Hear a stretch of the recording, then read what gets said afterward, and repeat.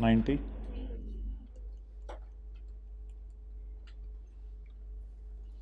अच्छा जी, वैसे तो हमने IAS 28 का सवाल करना है, लेकिन 1-2 मिनट वेट कर लें। आप IFRS 3 और 10 में आ जाएं और किधर है कंसोलिडेशन लिखा हुआ।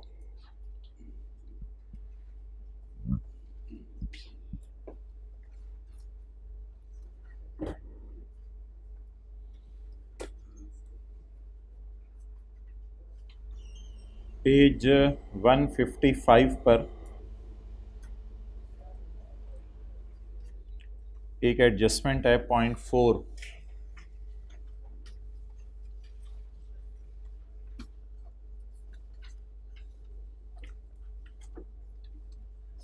ऑन 1 फरवरी 2017 को FL subsidiary sold goods having a sale price of 100 million to PL on sale और रिटर्न बेस। सब्सिडरी ने पेरेंट को चीज़ें बेची हैं और कहा है पसंद आए तो रख लेना, ना पसंद आए ना रखना।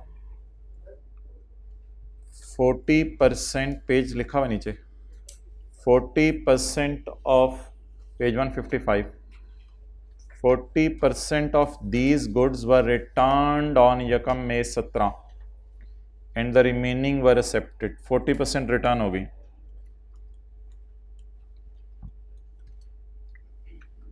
सेल कौन सी होती है, जो अप्रूव हो जाए या जो सेंड टू अप्रूवल बेस पे? जो अप्रूव हो जाए। ये पढ़ा होगा आप लोगों ने, हमने फाइनल अकाउंट में वैसे इसको पढ़ना है।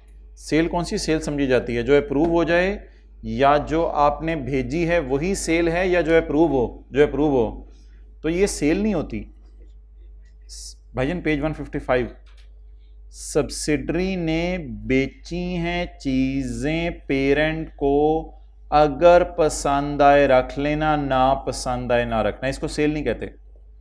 उसने 40% चीज़ें वापस कर दी, बाकी एक्सेप्ट कर ली। इसका मतलब है मेरी सेल ही 60% है। अब ये मैं कोई कंसोलिडेशन वाली परसेंटेज नहीं लगा रहा, ये मैं कोई अनसोल्ड नहीं निकाल रहा, ये मैं तो सवाल आ रहा है। जल्दी से बंद करो दरवाज़ा, जो भी आने जाने जो भी करना करो। तो ये मैं सिर्फ सेल की फिगर आपको बता रहा हूँ कि सेल कितनी है। बंद कर दो। हाँ, तो ये सेल की फिगर है।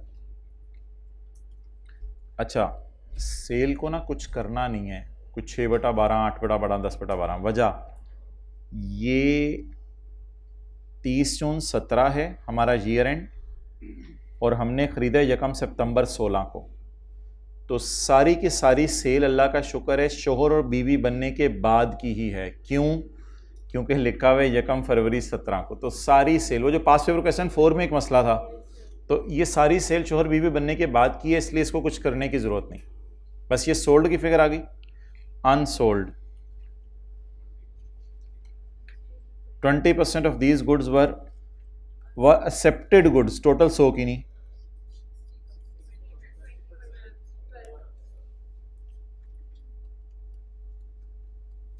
और what ever it may be. तो ये थी जी एडजस्टमेंट। ओके,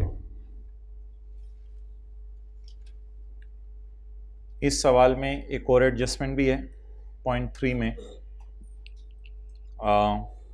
वो भी किसी स्टूडेंट ने पूछी है ऑनलाइन में। ज़रा ये सवाल में मैंने आपको पूरा करा दिया हुआ है। वो जो प्रेजेंट और फ्यूचर लिमिटेड वाला, इसमें 50 रुपये की इन्वेस्टमेंट इनकम वाला मसला था, कहीं और डलवा के करवाया हुआ है। इस सवाल में यही 2 एडजस्टमेंट रहेगी में थी।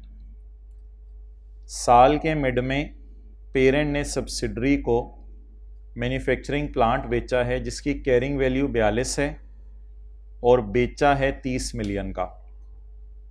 कैरिंग वैल्यू 42 है और बेचा है 30 मिलियन का। जी, लॉस कितना? 12। ये ग्रॉस लॉस हो गया। इसको नेट करें डिप्रिसिएशन से।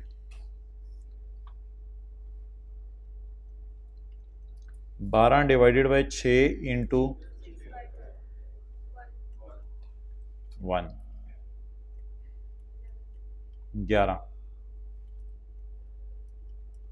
अच्छा, इसमें लॉस को नेगेटिव लिखने की ज़रूरत नहीं है, वो जनरल एंट्री इंशाल्लाह हम ऐसे करते हैं कि टैकल हो जाएगा, लॉस को नेगेटिव लिखने की ज़रूरत नहीं। लॉस उल्टाने की एंट्री, लॉस क्रेडिट पीपी। वैसे लॉस आमतौर पे खर्चों में पड़ा होता है, उधर याद है हम अदर इनकम डेबिट करते थे, अदर इनकम डेबिट करते थे, इधर क्या डेबिट करें, क्रेडिट करें। लॉस उल्टाना है, एसेट बढ़ने से अब नेगेटिव नहीं देखना, एसेट बढ़ने से डेप्रिसिएशन बढ़ेगी, डेप्रिसिएशन बढ़ने की एंट्री, मैन्युफैक्चरिंग प्लांट है, डेप्रिसिएशन बढ़ने की एंट्री 1 से। मेरे भाई कुछ बच्चे ना लॉस को नेगेटिव 12 लिखते हैं, फिर वो जरा कंफ्यूज रहते हैं, अजीब सा सिनेरियो बन जाता है। तो लॉस उल्टाने की एंट्री पीपी डेबिट, लॉस या एक्सपेंस, लॉस एक्सपेंसेस में पड़ा होगा, एक्सपेंस क्रेडिट, और एसेट बढ़ने से डेप्रिसिएशन बढ़ गई, डेप्रिसिएशन बढ़ाने की entry depreciation debit, asset credit.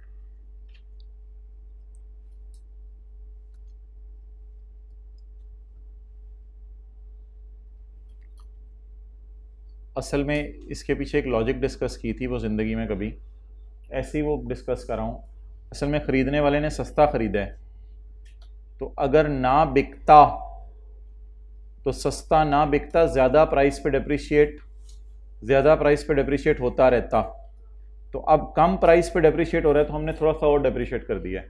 लेकिन डोंट थिंक लाइक दिस, बस थिंक लाइक थिंक टैंक। क्या लॉस उल्टा दें, एसेट बढ़ने से डेप्रिसिएशन बढ़ जाएगी। अच्छा, अब अगला सवाल, किसने बेचा है, पेरेंट ने, तो फिर हर हिट वर्किंग 5 का चक्कर कोई नहीं, वरना हिट करनी होती है वर्किंग 5 11 से। अच्छा, और बैलेंस शीट का सवाल आ जाता तो नहीं सीआरई डेबिट नहीं, लॉस उल्टाना है, लॉस क्रेडिट, खुशी होगी ना, लॉस अदर इनकम कम होती थी, कम होता था, लॉस उल्टाना है। अच्छा, अब यार जब इस सवाल में हम, ये पास पेपर का क्वेश्चन 7 था कंसोलिडेशन का, ये ऐसे मैं आप लोगों का इंतज़ार कर रहा था इसलिए शुरू कर दिया। अच्छा, अब जब हमने लॉस को उल्टाने गए ना तो सवाल ने हमें उल्टा गिरा दिया, हम बड़े शौक से ना लॉस को उल्टाने गए, लॉस को उल्टाने गए, क्योंकि आपको पता है P&L का सवाल है, सिर्फ ये एडजस्टमेंट पोस्ट होनी है, बैलेंस शीट का तो सवाल है ही नहीं, सिर्फ ये एडजस्टमेंट पोस्ट होनी है। हम खुशी खुशी लॉस को उल्टाने गए, लॉस को उल्टाने गए, तो लॉस पड़ा नहीं हुआ था। आप एक आर्ग्यूमेंट ले सकते हैं कि लॉस एडमिन एक्सपेंसेस में पड़ा होगा, लेकिन मेरा ये आर्ग्यूमेंट है कि उसने कुछ एसेट्स बेचे हैं जिन पे गेन आया है, और आगे उसने gain on disposal of fixed asset के साथ नेट का लफ्ज लिख दिया है। इसका मतलब है शायद कोई एसेट आपने बेचा हो 100 रुपये का, उस पे आया हो गेन, और ये मेरे वाला एसेट बेचा हो आपने, मिसाल के तौर पे आपने मैं फिगर दूसरी तरह की ले लेता हूँ, आपने कोई एसेट बेचा हो, उस पे आया हो गेन 47 का, और मेरे वाला एसेट बेचा उस पे आया लॉस 12 का, तो आपने गेन और लॉस को नेट करके बोंगी मारी अकाउंटेंट ने और शो कर दिया गेन नेट, यानी गेन इज नेट ऑफ। अब इस तरह की आईके की बोंगे को तो हमारे पास कोई हल नहीं है कि वो प्रेजेंटेशन के अंदर ही कोई ऐसी 1-2 लाइन डाल दे। अब हर पेपर में कोई ना कोई ऐसी एक आधी लाइन आई होती है, उसकी वजह से हम क्यों अपने कॉन्सेप्ट खराब करें। तो सर हमें कैसे इल्हाम होगा कि लॉस एडमिन एक्सपेंसेस में नहीं पड़ा हुआ, लॉस गेन में नेट हुआ हुआ है, भाई उसने नेट लिखा हुआ है, हमें कैसे पता चलेगा। सर अगली अटेम्प्ट वालों को बता देते हैं, भाई यही जवाब है, अब इसका मैं क्या करूँ, और हल्की सी इंडिकेशन ही दे सकता हूँ, मैं क्या कर सकता हूँ। इन चीज़ों का कोई हल नहीं है, आपके अटेम्प्ट में भी कोई 1-2 ऐसी एडजस्टमेंट आनी है जिन्हें हाई टफ होनी है, वो पता नहीं चलना करना क्या उसका। लेकिन अल्लाह का शुक्र है बच्चों ने अपनी तरफ से लॉस उल्टाया था एडमिन में जाके, उनको भी आएगा अपने ऑनर किया होगा और डेप्रिसिएशन डाली थी कॉस्ट ऑफ सेल में, इसमें तो कोई एतराज़ नहीं है, तो डालनी है। तो अब मुझे बताएं मैं लॉस कैसे उल्टाऊं, लॉस मुझे नज़र नहीं आ रहा। अब लॉस कहाँ पड़ा है, गेन में माइनस साइन के साथ पड़ा है, इसको प्लस करके उल्टा दें ताकि बाकी गेन किसी ऐसे एसेट, 47 मैंने ज्यूम किया है, ताकि बाकी गेन किसी ऐसे एसेट का रह जाए जो P2S वाला नहीं है। ये कोई ऐसा एसेट है जो मैंने आउटसाइड वर्ल्ड को बेचा होगा, इसमें मुझे गेन आया, ये मैंने आपस की सेल की, इसमें मुझे क्या आया, लॉस है। गेन लॉस को नेट करके मैंने गेनी आ गई मेरी 35 की, तो अब गेनी में लॉस क्या हुआ है, माइनस। अब मैं उल्टाने के लिए मजबूरन क्या कर सकता हूं, लेकिन अगर खर्चों में पड़ा होता तो मैं इसे 12 माइनस कर देता, फिर तो बहुत आसान एडजस्टमेंट होती। तो मजबूरी में सोल्यूशन में जाके इसको यहां पे हमने सिर्फ क्या किया हुआ है, 35 के आगे प्लस किया हुआ है 12, क्योंकि वो माइनस हुआ हुआ है। बस अब क्या इन ऐसी चीज़ों पे टाइम ज़ाया करना। और डेप्रिसिएशन कॉस्ट ऑफ सेल में जाके एक जमा कर दें, वो तो कोई मसला ही नहीं, कॉस्ट ऑफ सेल में जाके एक जमा कर दें। चलें जी, छोड़ें, आपकी MFA की क्लास है, मेन सवाल हमारा रह जाना है। अब इसका कोई हल नहीं है, दोबारा डिस्कशन अटेंड कर लीजिएगा अगर कर सके तो, वरना मेरी नज़र में कोई नहीं है इसका हल अब ऐसी चीज़ों का। अच्छा जी, IS 28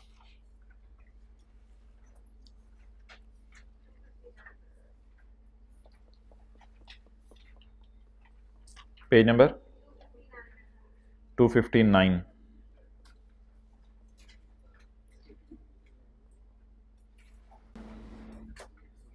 अच्छा, आपने इसमें देखा था पेज 260 पे आसान एडजस्टमेंट्स पड़ी हुई थी, पेज 260 पर। अच्छा, किसी हद तक तो ये सवाल कल हो गया था। अब आप मुझे बता दें पेरेंट का पैट कितना है, 4100 माइनस 2800 माइनस 800 जमा 414 जमा 195, क्योंकि ये अदर इनकम में डाल रहा है, माइनस फाइनेंस कॉस्ट। पेरेंट का पैट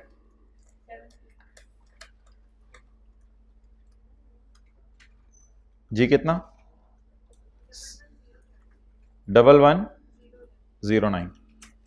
सब्सिडरी का PAT sale minus cost of sale minus operating expenses plus 216 minus 50 741। 2100 minus 1365 minus 303 जमा 95 माइनस 35 492 10। वैसे पेरेंट का तो कुछ करना भी नहीं होता, कहाँ लेके जाना है, पेरेंट का करना भी नहीं होता कुछ। अच्छा, ये आ गए सबके PAT. OCI HL has classified it as fair value through P&L, इसलिए ये इसके OCI में नहीं जाएगा, इसके अदर इनकम में डाल दिया। However, SL and FL have classified it in fair value through OCI। इन्होंने कोई इन्वेस्टमेंट्स खरीदी हुई है सब ने, ये इनके गेन लॉस को कहाँ लेके जा रहे हैं, OCI में। तो इसका OCI आ गया 80 और उसका OCI आ गया 120 पॉजिटिव। एक बार याद रखिएगा, एसोसिएट जो मर्जी करिए उसको करने दीजिएगा। अब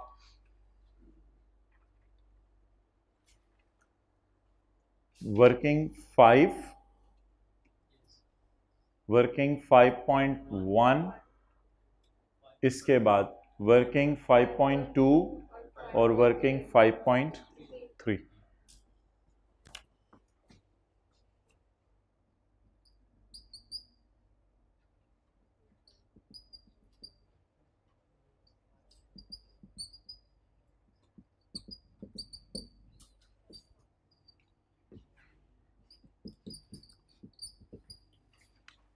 आज मेरे से कुछ और बातें भी सुनते जाएं। ये हमें चाहिए होता है अगर मिड ऑफ ईयर एक्विजिशन हुई है तो 3/12, 4/12 या 6/12।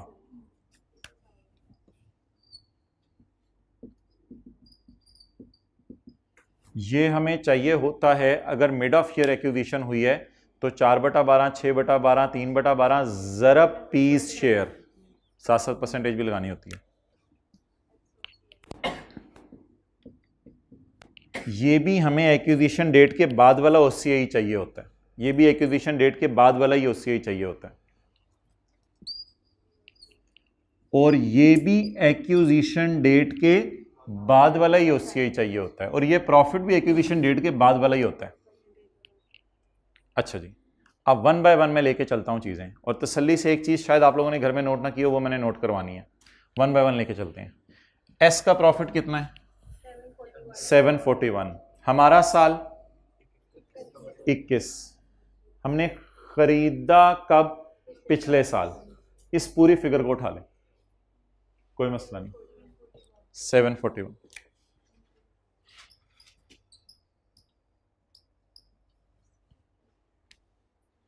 For the year.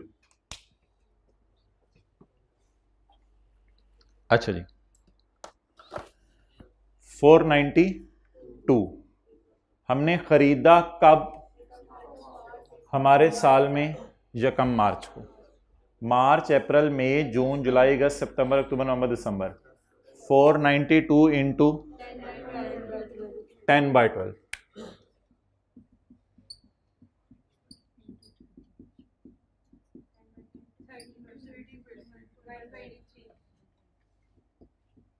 $123 A profit.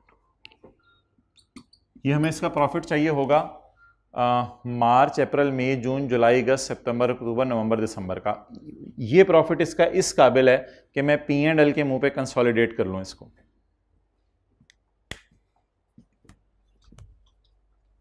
ये हमें पूरे साल की चाहिए सब्सिडरी की। HL has designated is investment as subsequently measured FVTPL, ये तो पेरेंट की बात हो रही है। Whereas SL elected the initial recognition on यकम जून 21। ये 7 महीने के, कोई मसला नहीं। यकम जून से लेके 31 दिसंबर तक हमें गेन आया है, बिल्कुल कोई मसला नहीं। हमारे पूरे साल का गेन डालना था, 7 महीने का गेन डाल दें, क्या फर्क पड़ता है? 7 महीने तो हमारे साल में शामिल हैं, तो 7 को तो छेड़ने की जरूरत नहीं है। हमने 12 महीने का गेन डालना था, लेकिन उसने इन्वेस्टमेंट ही लेट खरीदी, 7 महीने का गेन है वो डाल दें सारा, बस सारा हमारा, कोई मसला नहीं जी। SOCI इधर आप लिख के सोचेंगे पेपर में नहीं, क्योंकि पॉजिटिव आए तो इधर आती है, तो इधर लिख के हाथ फौरन इधर आ जाएगा। SOCI लॉस कितना? 80। तो कभी भी लॉस आ जाए ना, प्रॉफिट वाले साइड पे हाथ ले जाया करें, और फिर हाथ को खींच के दूसरी साइड पे ले आया करें। ओके, हाँ, ये हमें इसकी OCI चाहिए सिर्फ 10 महीने की, आखिरी 10 महीने की OCI चाहिए, मार्च से दिसंबर तक की। अल्लाह का शुक्र है आखिरी 7 महीने की OCI दी हुई है, तो कुछ करने की ज़रूरत नहीं है, कितने बटा 12 करने की ज़रूरत नहीं है। ये बात कितने लोगों ने नोट की थी, अब कितने लोगों ने कर ली?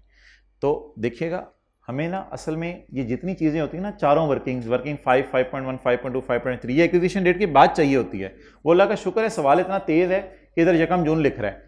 आगे चलें, ये यकम जून तो उसने बताया है इस 20 के बारे में, इस 100 के बारे में देखें। Surplus on revaluation of PP, the revaluation was performed on 31 दिसंबर। ये 31 दिसंबर की रिवैल्यूएशन है, साल के शुरू की नहीं है, इसको भी कुछ करने की जरूरत, ये साल के आखिरी दिन की है, और ये यकम जून के बाद की है, तो सारी ही अल्लाह का शुक्र है यकम मार्च के बाद की है। तो इसको अब आप रिकॉर्ड कर लें, कोई मसला नहीं, इस पर कोई 10/12 वगैरह नहीं कराना। और मुझे नहीं याद पड़ता आज तक कभी ICAP ने OCI पे ये करवाया हो 10/12, 8/12 जी। ये पॉजिटिव साइड पे नहीं, 120 नहीं, 20 + 100 इंटू 36। अब एडजस्टमेंट सिर्फ दो जगह होनी है, एस प्रॉफिट में और ए प्रॉफिट में, और कहीं एडजस्टमेंट्स नहीं होनी। इन दोनों में तो एज इट इज आ जाना है। ये कैरिड ऑन लॉस है और ये sorry sorry sorry sorry sorry sorry sorry sorry sorry इसको तो वो CRE और NCA में जाता है। 80 इंटू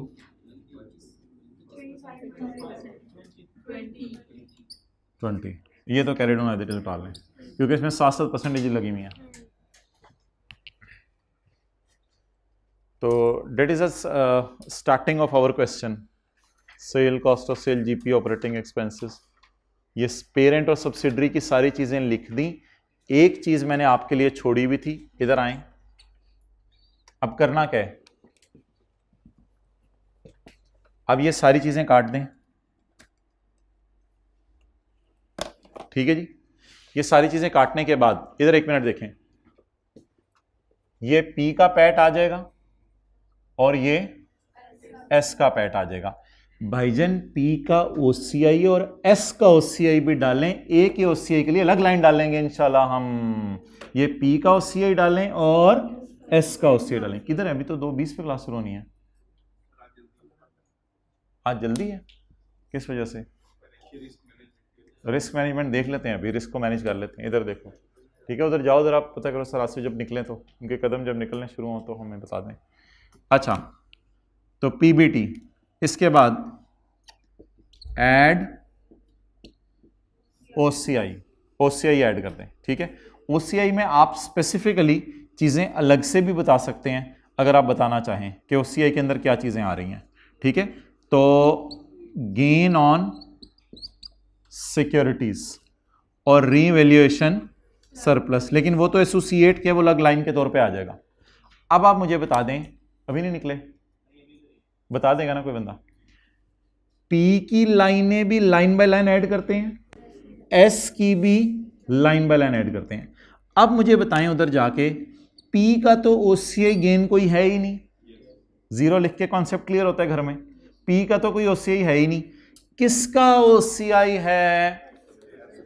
S का। कितना? नेगेटिव। S का OCI line by line add करें, -80। अब आप बिल्कुल रिलैक्स हो जाएं, P की चीजें लाइन बाय लाइन ऐड होगी, S की चीजें लाइन बाय लाइन ऐड होगी।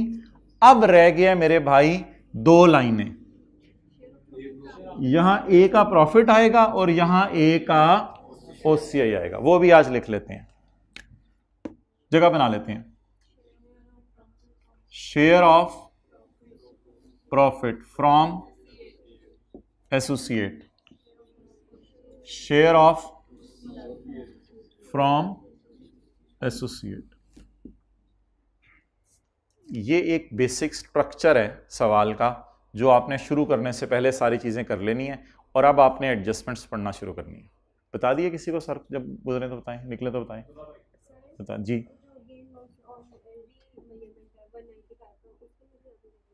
195, अच्छा हो वो आपने लिखवाया नहीं तो सॉरी, ये लिखवा देना चाहिए था।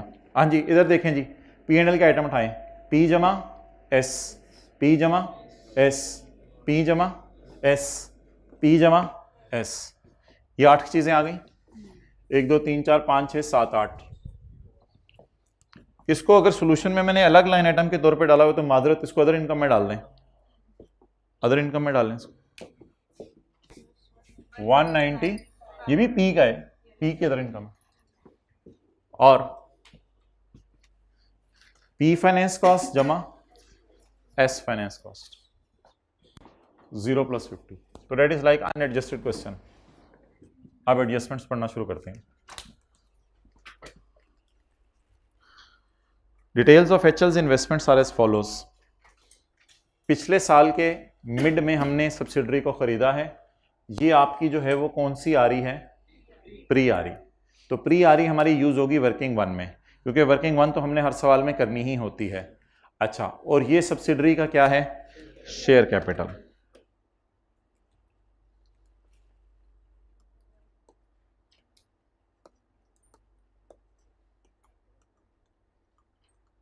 जी शेयर कैपिटल, प्री आरी, ये 1.5 साल पीछे चला गया हूँ मैं, 1.5 साल पीछे चला गया हूँ। अच्छा आज थोड़ा सा ना मैंने जो पेज 27 है ना उसको अब शॉर्टकट तरीके से चलाना है, एंट्रीज नहीं करके दिखानी, अब बड़े हो गए हैं। Following was the consideration for acquisition of SL shares. यार अनएडजस्टेड इन्वेस्टमेंट्स दी नहीं हुई मुझे। अच्छा एसोसिएट के देख लें, एसोसिएट का क्या है, एसोसिएट का ये 1000 रुपये है और ये 950 है, वर्किंग 7 तो मांगी नहीं, तो ये क्लोजिंग माइनस फ्री के चक्कर में फिर पढ़ने की ज़रूरत नहीं, मुझे तो यही लग रहा है, वर्किंग 7 तो मांगी नहीं उसने। आगे चलें। अच्छा following the consideration for acquisition of S, immediate payment of 1700 million. अब अनएडजस्टेड फिगर्स कोई नहीं दी हुई, वर्किंग 1.1, थोड़े से पैसे ले लो 1700 कैश पेड, थोड़े से पैसे ले लेना 843, कितने साल बाद, cash to be paid into 1.1 raised to power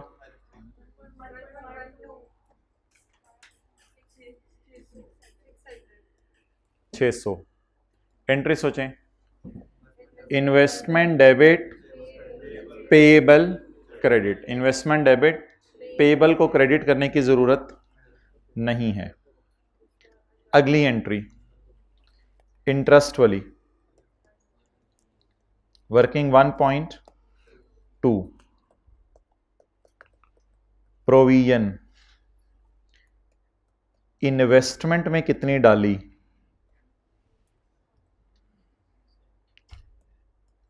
$843 into, कुछ याद आ रही है आज की क्लास? ठीक है जाएं आप लोग, आज की क्लास की तरह कैलकुलेशन करने लगा हूं। एमएफए वाले ले लोगे ना घर जाके भाईजान घर जाके ये अटेंड कर लोगे ना? अच्छा ठीक है जाओ, उठने दें। बड़ा तू तो एमएफए शुरू कर दिया। ऑरेंज कलर की घड़ी पहनी हुई है, सीधे हाथ में पहनो, घड़ी सीधे हाथ में पहना करो। अच्छा 843 into 1.12 raise to power -3,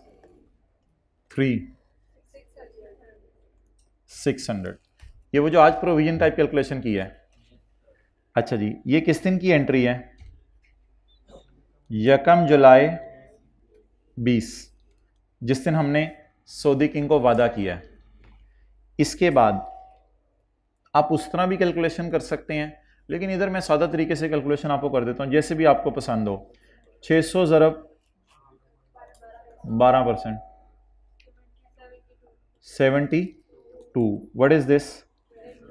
interest. साल पूरा हो गया 30 जून 21, क्योंकि ये लोन टाइप चीज़ है, इसका साल अलग चल रहा है। इधर बैलेंसिंग निकाल लें,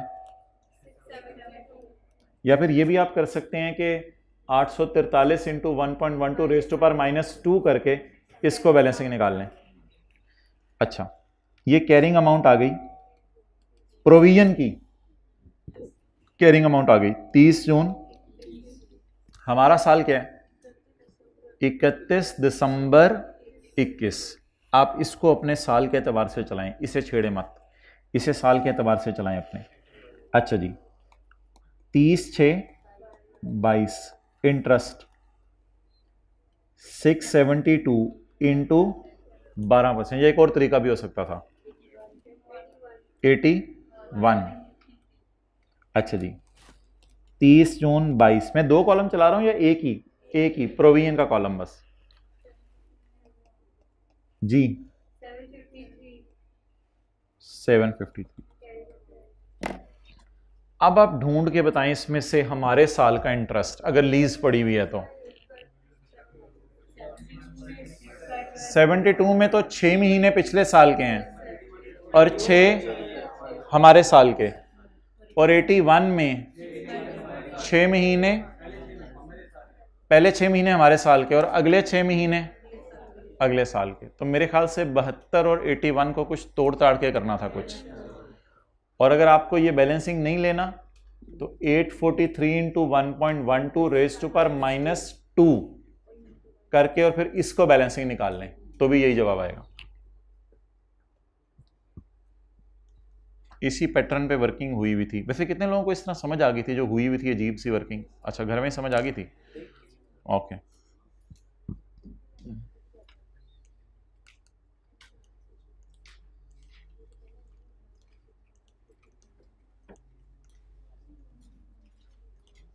ओके। आप बता दें इस सारे की एंट्री सोचें या फॉर द ईयर की सिर्फ निकाल लें, क्योंकि हमने हमारे साल का सवाल करना है। फॉर द ईयर की निकाल लें और एंट्री करें भी ना, interest debit provision credit for the year की निकाल लें सिर्फ। अच्छा जी, अब ये जो 600 है इसकी एंट्री क्या हो गई? इस 600 की इन्वेस्टमेंट डेबिट प्रोविजन, बाकी 72 की एंट्री 6 महीने की पिछले साल की फारक करें। हमारे साल 72 और अगले साल हमारे साल 72 का 6/12 और फिर 81 का 6/12। ये एक फिगर आप P&L के फुट नोट पे निकाल सकते हैं, वर्किंग 1.2 के फुट नोट पे निकाल सकते हैं, जहां मर्जी निकाल दें। For the year foot note पे आपने फिगर निकालनी है। 72 इंटू जमा 81 इंटू, ये पेज 27 की एडजस्टमेंट सारी CRE में जाती हैं, लेकिन हम तो P&L का सवाल कर रहे हैं, तो इंटरेस्ट एक्सपेंस डेबिट कर दें 76.5 और वर्किंग 1.2 का रेफरेंस दे देंगे। फॉर द ईयर से खेलूं या 1.5-2 साल की as on? For the year.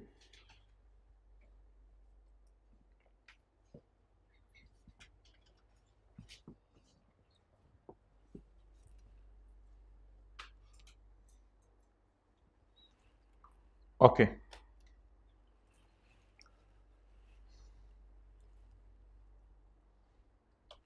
अच्छा, अब चीजों को कैसे चलाना है ये देखें।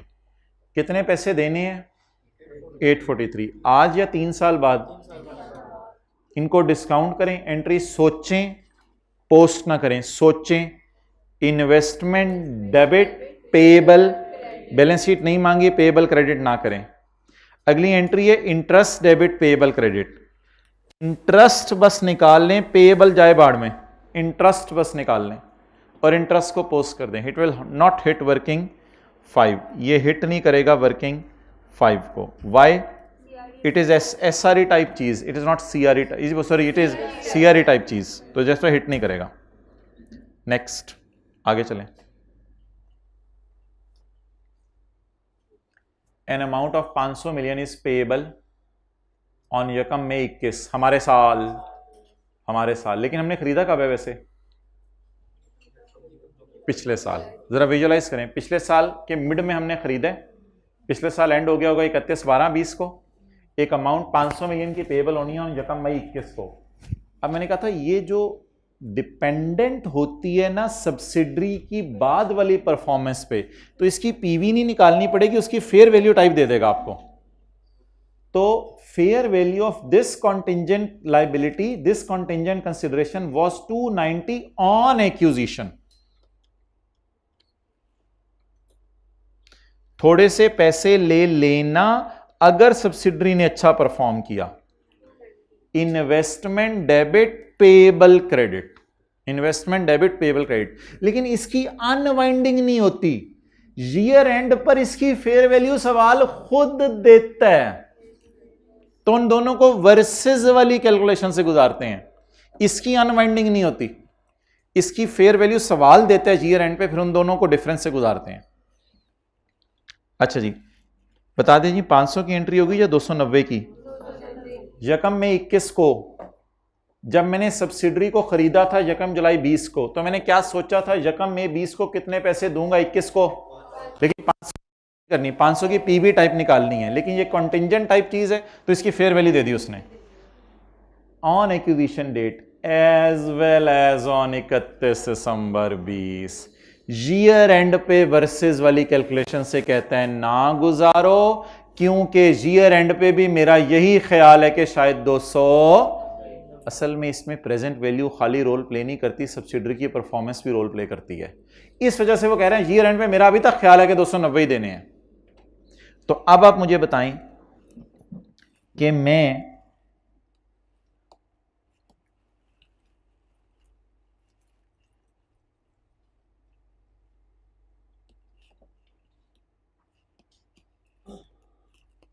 मेरा ईयर एंड क्या है? 31/12। पिछला ईयर एंड 20। मैंने खरीदा कब है? इस दिन लाइबिलिटी की फेयर वैल्यू क्या थी? 290 एज वेल एज। आप बताएं इस दिन क्या एंट्री हुई होगी? Investment debit payable credit, investment debit payable credit, इन दोनों को वर्सेस वाली कैलकुलेशन से गुजारें। जवाब आया 0। इन्वेस्टमेंट डेबिट पेएबल क्रेडिट 0 से, तो इसका मतलब है पिछले 6 महीने में कोई एंट्री नहीं हुई। However due to improvement in business, लेकिन बिजनेस इंप्रूव हो गया, कंडीशंस अच्छी हो गई, द टारगेट वाज अचीव्ड। जो टारगेट सोचा हुआ था, टारगेट सवाल ने नहीं बताया, the target was achieved and full payment was made. और कितनी पेमेंट कर दी? किस दिन? यकम में को। कितनी कर दी? 590। 500। तो कितनी पेमेंट कर दी? 500। अब ये जो 500 की पेमेंट की है, इसकी एक गलत एंट्री हुई है, वो मैं उसकी तरफ बाद में आता हूं। ये जो 500 की पेमेंट की है, तो यहां एंट्री ओरिजिनल बनी इन्वेस्टमेंट डेबिट पेएबल क्रेडिट, कितने से? यहां कोई एंट्री नहीं बनी। यहां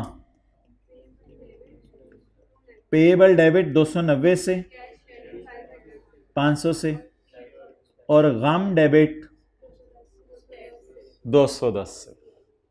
इसको वर्सेस वाली कैलकुलेशन से गुजारना है, IAS 21 की तरह। इसको पीवी सीवीज नहीं निकालने के चक्कर में पड़ना। तो यहां एंट्री हो गई पिछले साल, ये हमारे साल खर्चा बुक करना है, कितना? 210 का प्लस 2, ये फाइनेंस कॉस्ट में नहीं डालना, प्लस 210। और ये सारी CRA टाइप चीजें हैं। मुख्तलिफ मौकों पे उसने कैरी डाउन दिया हुआ था और कैरी डाउन दे के वर्सेस वाली कैलकुलेशन से गुजरवा रहा था। हाँ बिल्कुल वैसा भी कर सकते हैं, पे करने से पहले पहले पेएबल को बढ़ा दें और फिर आप वो कर दें, कोई मसला नहीं, वो भी ठीक है। यानी आप पहले 210 से पेएबल को बढ़ा दो, फिर पेएबल को पे कर दो। अच्छा भाईजान, सवाल कह रहे हैं मैंने पूरी पेमेंट इन्वेस्टमेंट में डाल दी है, अल्लाह तेरा भला करे, इन्वेस्टमेंट की वो फिगर बता दे जिसे मैंने सही करना है। ये बोंगी मारता है कई दफा क्या, पापा कौन सी फिगर है इन्वेस्टमेंट की जिसको मैं सही करूं? मुझे बता दो कौन सी फिगर है। तो जब गलत फिगर ना दी हो तो उसे सही ना करें, ओरिजिनल से खेल लें। ओरिजिनल से खेलना है मैंने, ठीक है, जिसने जाने जा सकते हैं।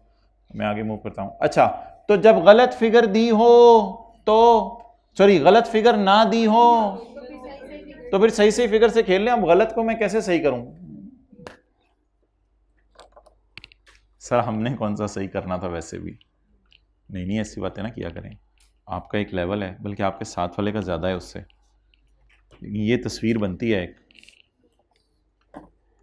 इस दिन ये एंट्री, ईयर एंड पे नो लिफ्ट, और अगर कोई थोड़ी बहुत ईयर एंड पे चेंज आ गई होती और ये 300 हो गया होता तो 10 ना रिवर्स नहीं, बस 10 की एंट्री फिर पिछले साल होगी होती।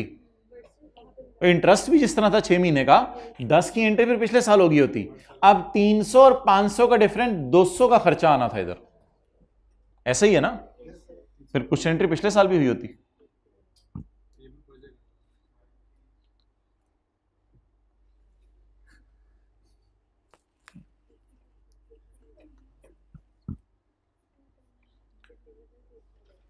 अच्छा यार, मजे की बात बताएं, माना केस एडजस्टमेंट में वो आई कैप कभी कभी ऐसे पंगे ले रहा है, जो भी कर ले 1700 आप सही लिखेंगे, इंशाल्लाह 843 की पीवी भी इन्वेस्टमेंट में सही डाल देंगे, 3 साल डिस्काउंट करके।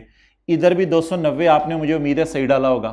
बाकी 210 का इधर फड्डा था, और उधर इंटरेस्ट का फड्डा था। इसका कोई एक एक आधा आधा नंबर कट सकता है, बट इस एडजस्टमेंट को ये देखना कि यार ये वो तो भाईजान जो उसमें कर रहे हो आप वो भी तो सही कर रहे हो ना, उसको भी तो काउंट करो। आप जिससे नहीं हो रहा उसको सिर्फ काउंट करते हो। लेकिन एक चीज आपने जरूर सीख ली कि इसको आप लोगों ने अनवाइंड करना होता है और इसको आप लोगों ने वर्सेस वाली कैलकुलेशन से गुजारना होता है हर साल के एंड पे।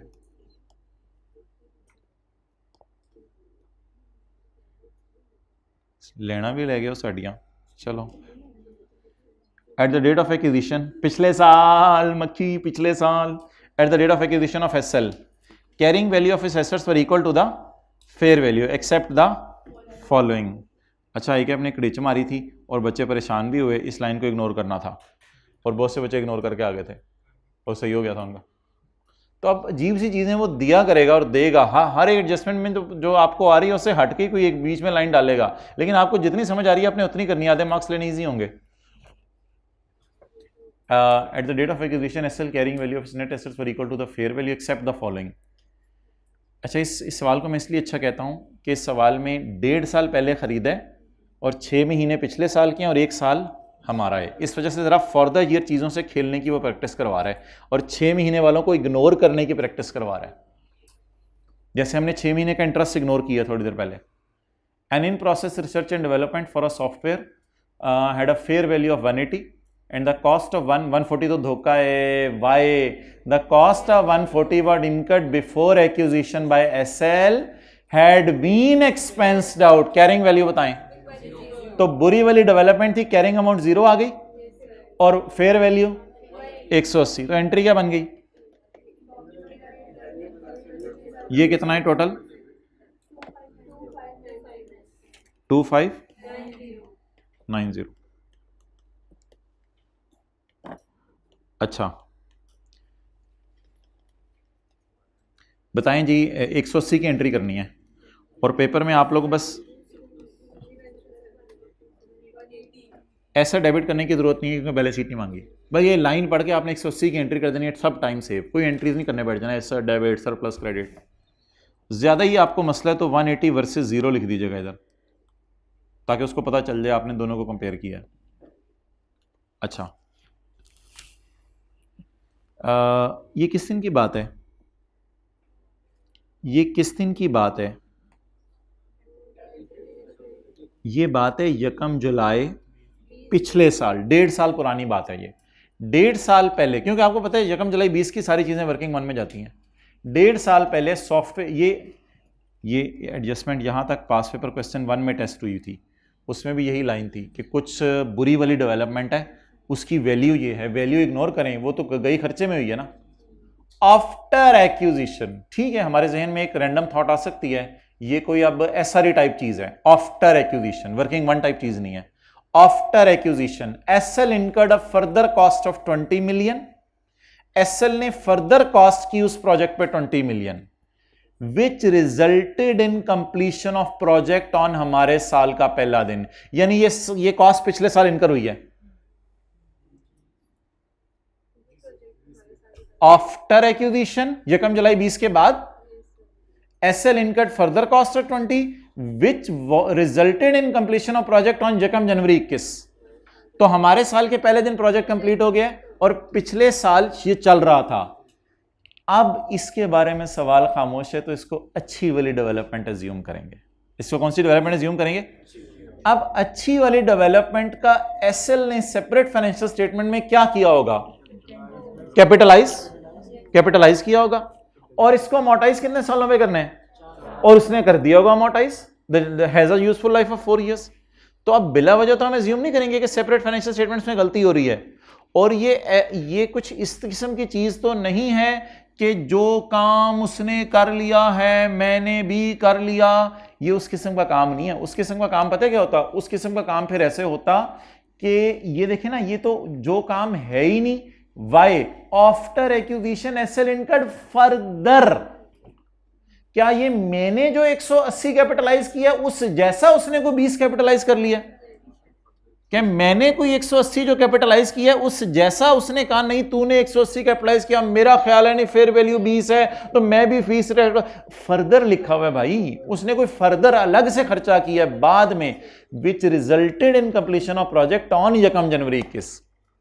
तो ये कुछ इसी तरह की चीज थी कि एस ने बाद में खर्चा कर लिया है, तो एस 20 को अमोर्टाइज कर रहा है कैपिटलाइज करके। सवाल साइलेंट है तो सब सही हो रहा है। हमने अब सिर्फ किसको अमोर्टाइज कर देना है, 180 को। तो 180 को अमोर्टाइज करने की एंट्री बताएं। 1 साल की डाले ना, 1 साल की, हमारे साल की बस।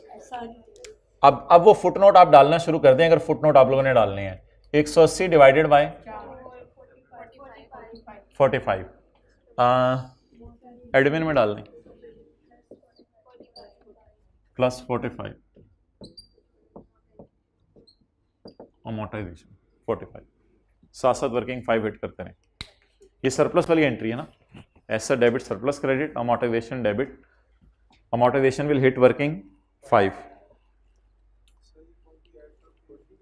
हाँ जी, सेपरेट फाइनेंशियल स्टेटमेंट्स के अंदर जो है वो ये कैपिटलाइज हुआ होगा इंटेंजिबल्स में, और इसकी लाइफ 4 साल है तो उसने सेपरेट फाइनेंशियल स्टेटमेंट्स में इसको अमोर्टाइज भी कर लिया होगा 4 साल पे।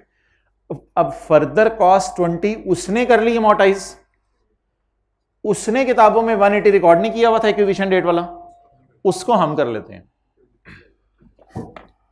नेक्स्ट, ये एडजस्टमेंट मजे की थी। Fair value of inventory was higher than its carrying value by 200 million. Easy वाले मार्क्स लें पहले, जो काम तो भाड़ में जाए ना, पहले सादा मार्क्स तो लें। इन्वेंट्री डेबिट में इसलिए नहीं करा कि बैलेंस शीट का सवाल नहीं है। आगे अब ना इस तरह सीधी सीधी एडजस्टमेंट सपोज किया करें।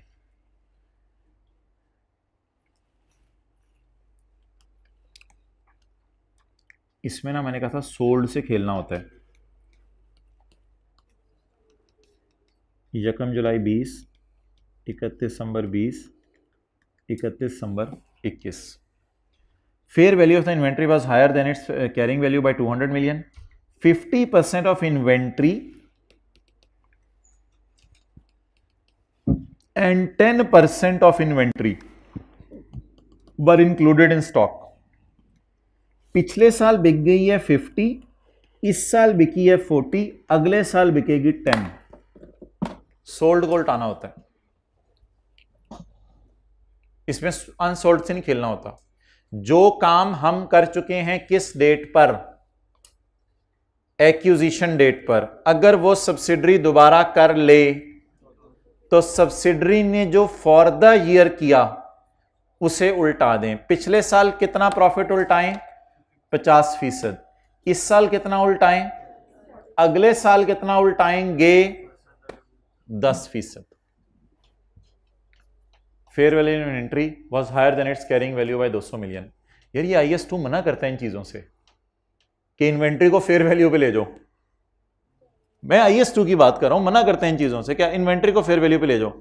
तो अब अगर ले गए हैं तो इसका मतलब है हमने सेपरेट फाइनेंशियल स्टेटमेंट्स में, सॉरी कुछ भी नहीं किया सब्सिडी ने सेपरेट फाइनेंशियल स्टेटमेंट, हमने कंसोलिडेशन पर्पस के लिए इन्वेंट्री डेबिट कर दी और खुशी बुक कर दी। ये फ्यूचर का जीपी हमने रिकॉर्ड किया, लेकिन जरूर करेंगे ताकि गुडविल सही आए। अब जो चीज हमने सरप्लस के नाम से जीपी वाली रिकॉर्ड कर दी उसको सब्सिडरी ने भी रिकॉर्ड कर दिया। 50% इन्वेंट्री उसकी 31 दिसंबर 20 को पड़ी रह गई, मींस 50 इधर 6 महीने में बेची और ईयर एंड पे 10% पड़ी रह गई। तो सोल्ड से खेलना है इस टॉपिक में, सोल्ड से। तो हमने सारा प्रॉफिट बुक कर लिया हुआ था, उसका 40% हमारे साल उल्टा दें। सारा प्रॉफिट कितना है,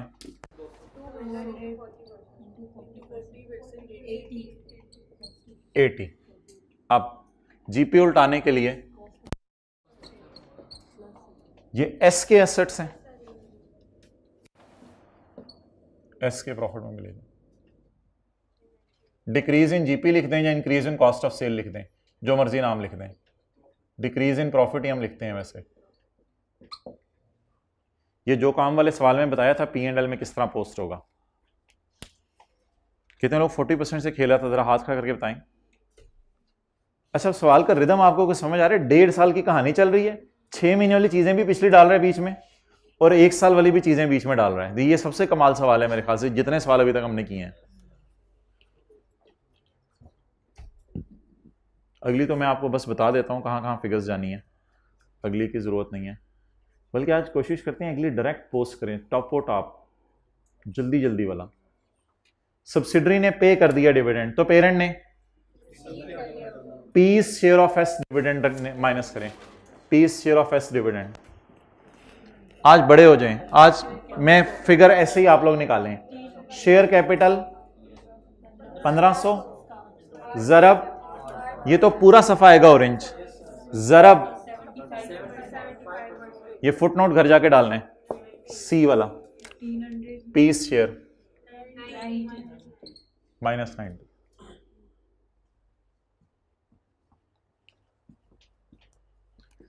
ऑन 25 अगस्त 2021 एफएल कौन है? Associate delivered goods having a selling price of 150, sold हो गई है at a markup of 20% to HL, 40% are included in HL inventory. 150 को मल्टीप्लाई करें 40% से, 60 को डिवाइड करें 120 से और मल्टीप्लाई करें 20 से, और फिर मल्टीप्लाई करें 30% से। 3 किसने बेचा? किसने प्रॉफिट रिकॉर्ड किया? बस बस बात खत्म। 3 ये सिंगल एंट्री होती है, इसकी कोई डबल एंट्री शबल नहीं होती। तो इस तरह इन वाली एडजस्टमेंट्स को जरा पेपर में जल्दी जल्दी कर लिया करें, और ये सारी कैलकुलेशन आपने यहीं करनी थी ब्रैकेट में।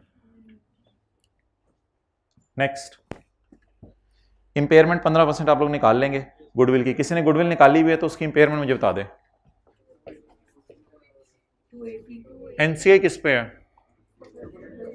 प्रोपोर्शनेट बेस पे। तो फिर गुडविल जानी है एडमिन एक्सपेंसेस में, और एस प्रॉफिट को हिट नहीं करनी, सीआरई टाइप चीज है। कितनी गुडविल की इंपेयरमेंट? 42।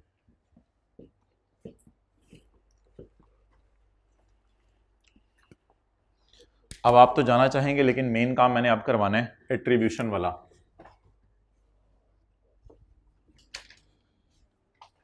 एट्रीब्यूशन वाला। अच्छा, मैं सारा सवाल ना करवाएं मुझे, बस ये फिगर बता दें, शेयर ऑफ प्रॉफिट फ्रॉम ए।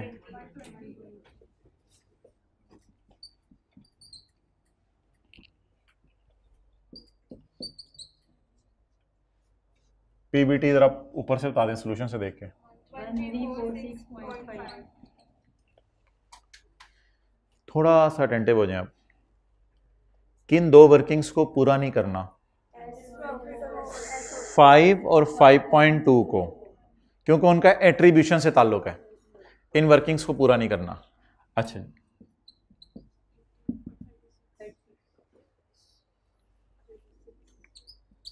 मुझे टीसी चाहिए बिल्कुल, क्योंकि मैंने इसकी भी एट्रीब्यूशन करनी है। 1302.5। ओसी का अलग से टोटल वैसे जरूरत नहीं होता, कर दें तो बेहतर है, ओसी का अलग से टोटल जरूरी नहीं है। अच्छा जी, अब क्या एट्रीब्यूशन खोलूं या कुछ और करूं? वर्किंग 5 और 5.2 पूरी करूं? 5.2 पूरी है, एनसीए में डाल दें इसको।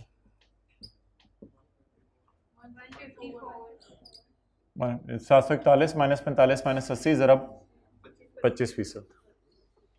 अब एट्रीब्यूशंस कर लें। पहले इजी मार्क्स पैट, जरा अटेंटिव रहिएगा क्योंकि वो ना लॉस भी है, तो things are not so simple, नजर रखिएगा। ये पैट आ गया, ये टीसीआई आ गया। मशहूर ज़माना एडजस्टमेंट है, यहाँ हाथ रख दें, ये पैट आ गया। एनसीए वर्किंग 5 से उठा लें, 1192.5।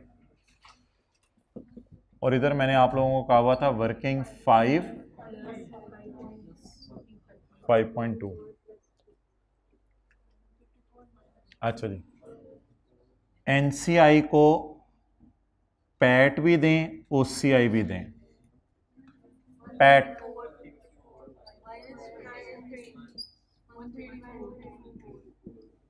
पॉजिटिव 134 आ रहा है।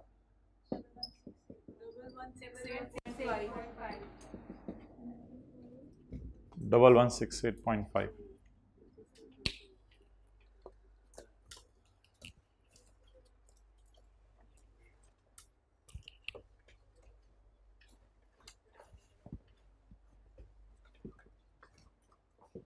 आई स्टिल थिंक कि ये सवाल फिर भी आधा हो जाना था। इन चीज़ों से ना प्लीज़ परेशान ना हुआ करें, या थोड़ा सा बड़े हो जाएं। इधर देखें ना, रिलैक्स हुआ करें। 1700 की एंट्री सही कर दी आपने, इधर कैमरा करो, इसकी पीवी आपने निकाल दी, पहली एंट्री 290 से कर दी, इन प्रोसेस में 180 सरप्लस में ले गए। तो इन चीज़ों से पहले रिलैक्स और कंफर्टेबल महसूस किया करें, उसके बाद फिर आगे चला करें। तो इसलिए परेशानी वाली बात नहीं होती। बीच में जब छोड़ देते हैं, हिम्मत हार जाते हैं, चीज़ों को पुरानी वाली को भी छोड़ देते हैं, वहाँ से मसला शुरू होता है। ठीक है जी, ओवर जाएं।